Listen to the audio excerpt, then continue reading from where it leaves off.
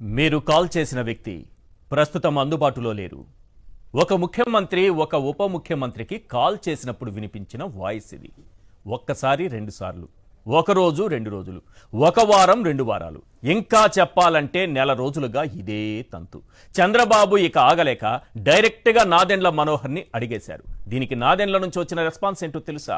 పవన్ కళ్యాణ్ 2 వారాలుగా నడుం నొప్పితో బాధపడుతున్నారు, మరో వారం వరకు కోలుకునే పరిస్థితి లేదు, అందుకే కేబినెట్ సమావేశానికి గాని సమీక్షా సమావేశానికి గాని హాజరు కావడం లేదని చెప్పేశారు. అయినా ఇదే విషయం చంద్రబాబు కాల్ చేసినప్పుడు పవన్ కళ్యాణ్ చెప్పొచ్చుగా. ఒక సీఎం కాల్ను అవాయిడ్ చేయడం అంటే మామూలు విషయం కాదు. ఇదే ఇంకో మంత్రి చేస్తుంటే పరిస్థితి వేరేలా ఉండేది. అయినా నాదెండ్ల చెప్పారు కదా అని మరోసారి సీఎం గారు ట్రై చేస్తే, మీరు కాల్ చేసిన వ్యక్తి ప్రస్తుతం అందుబాటులో లేరు అని తెలుగులో రాలేదు, మలయాళంలో వాయిస్ వినిపించింది. ఇప్పటికి సీఎం గారికి ఓ క్లారిటీ వచ్చేసింది, మీకు కూడా వచ్చేసే ఉంటుంది.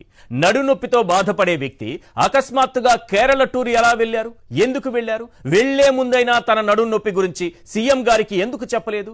ఎందుకంటే ఒకరిది బ్లాక్మెయిలింగ్, మరొకరిది బార్గెయినింగ్. అర్థం కాలేదుగా? సింపుల్ గా చెబుతాను వినండి.